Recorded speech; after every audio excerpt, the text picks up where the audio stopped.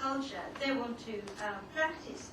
But there is an element of this kind of caste politics as well, especially very strong amongst OBC caste. And Bengali matter and Brahmin matters, I call it, but that is more of OBC people's perception.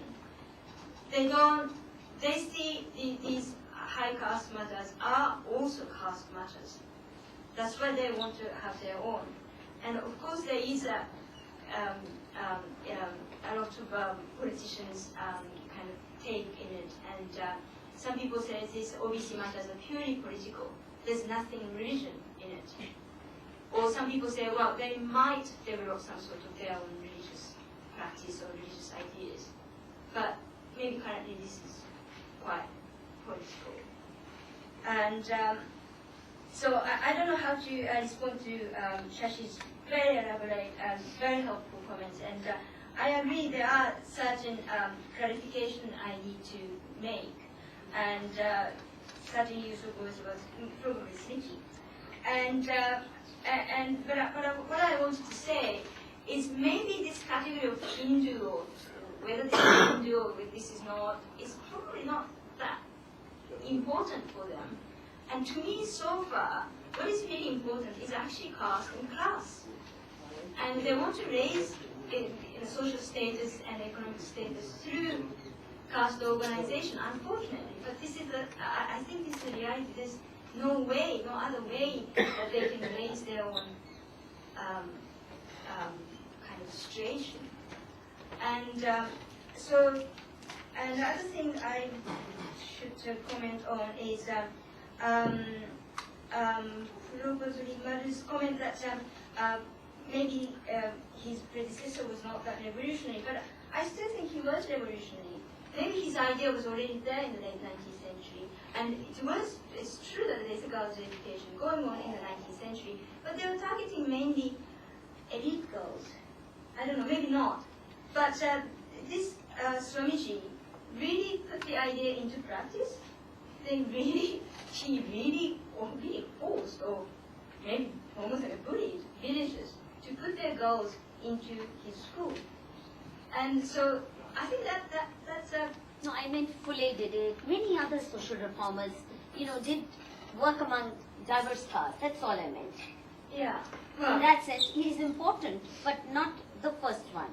Well, He's significant, but not the only one. He's the first one. But really, I just wanted to appreciate his effort. And I think he's, I don't know, comparing to, I don't know, I don't know all the, great men in India, so, but I think he was a worthy person. And other thing is this idea of conservatism, and what I mean is they want to have their own career. I don't know whether you call it modern or whether you call it secular or whatever. They want to have their own career. But some of their parents, they won't marry them off. And in that case, they have to give up their study. So that's, I call it conservatism. And I don't know if this is traditional or is it modern. But, so that's my clarification. And, I'm not trying to kind of, polarize whether this is traditional or modern or anything like that. And maybe program I should stop. Time? It's 5 to 4 now. Yeah, I think. Rakesh, you want to say the last word and just wind up the session?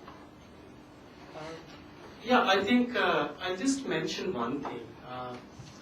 The response came about, and I need to be corrected if I'm not getting it right, is that as if in India we have lived in a society where, of course, with all this colonial shock, things changed. And there was a certain system which was so well catered to and accepted by everyone. I think somehow I'm not very, very hospitable to this idea.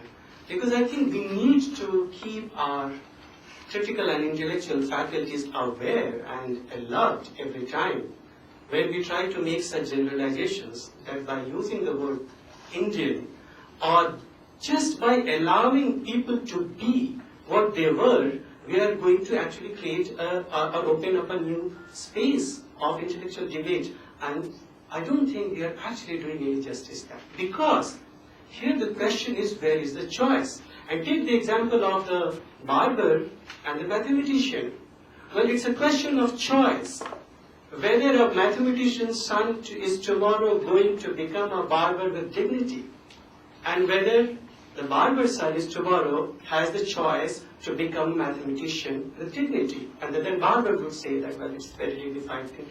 Unless that choice is available in the social space, and what some social scientists say social imagination or imaginaire, unless that is there,